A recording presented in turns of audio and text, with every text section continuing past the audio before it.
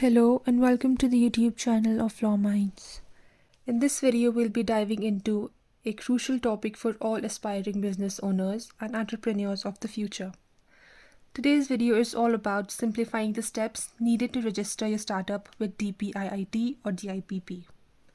Whether you're a budding entrepreneur with a groundbreaking idea or an established business looking for official recognition, this information will be invaluable in taking your venture to the next level.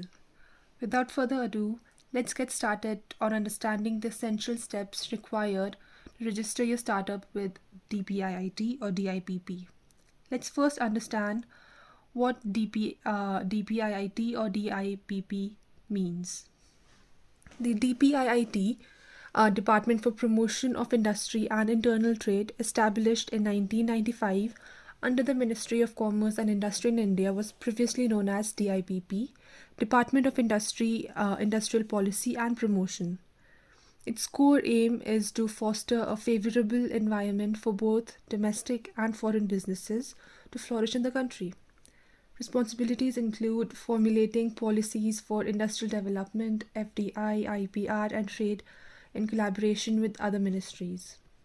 It actively promotes investments and nurtures the startup ecosystem through initiatives like Startup India and supports IPR administration.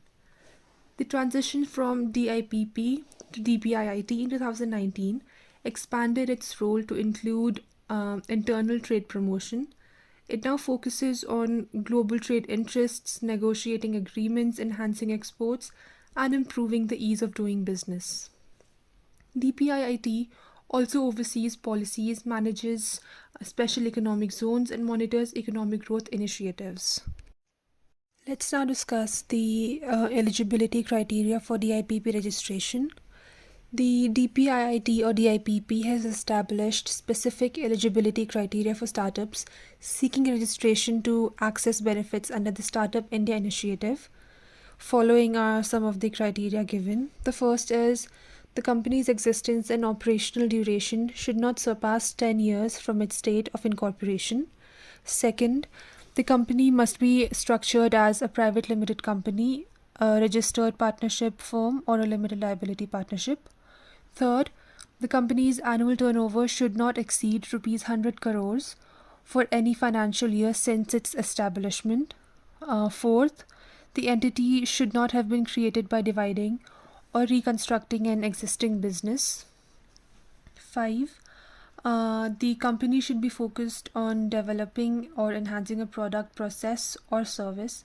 Additionally, it should possess a scalable business model with substantial potential for wealth creation and employment generation.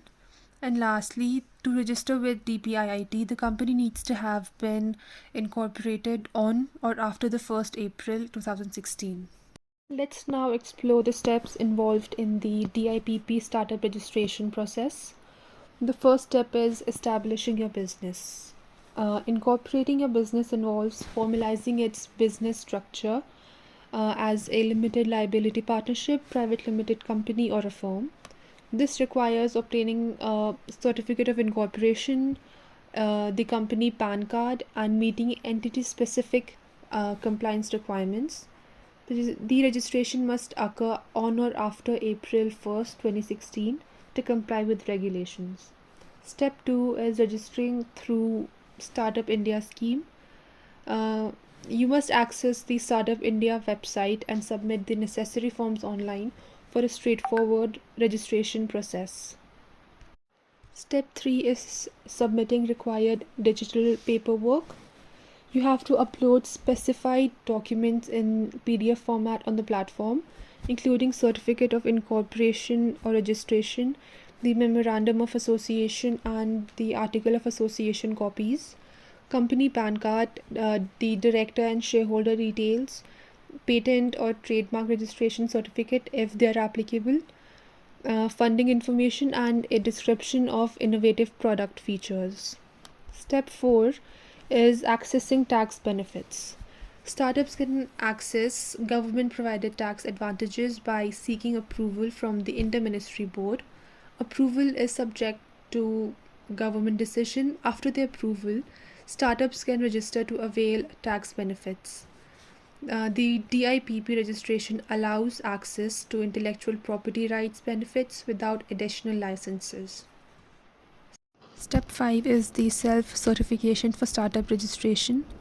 When registering as a startup, self-certify aspects like the entity not being a result of restructuring, specify the funding status, the Indian majority shareholding, the non-joint venture status, and the company being an original entity. The last step is getting hold of the DIPP registration certificate. This can be done by submitting the DIPP registration application. Upon application, you will receive a distinctive registration number. The issuance of the registration certificate, however, occurs after the verification of the submitted documents.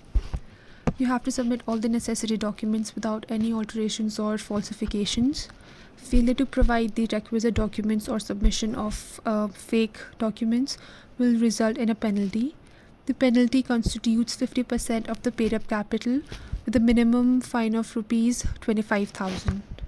In conclusion, registering your startup with DIPP is a crucial step towards accessing various benefits like tax benefits, streamlined compliance, and faster IPR procedures. To begin the registration process, the eligibility criteria mentioned in this video need to be fulfilled, and the essential documents have to be submitted. The current scenario in this country is promising, with the Indian government supporting startups by offering recognition and incentives, thus encouraging innovations and entrepreneurship in the country.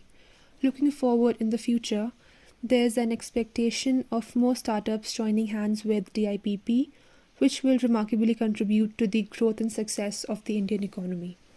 If you have any more questions or need further information, I encourage you to visit the website www.startupindia.gov.in.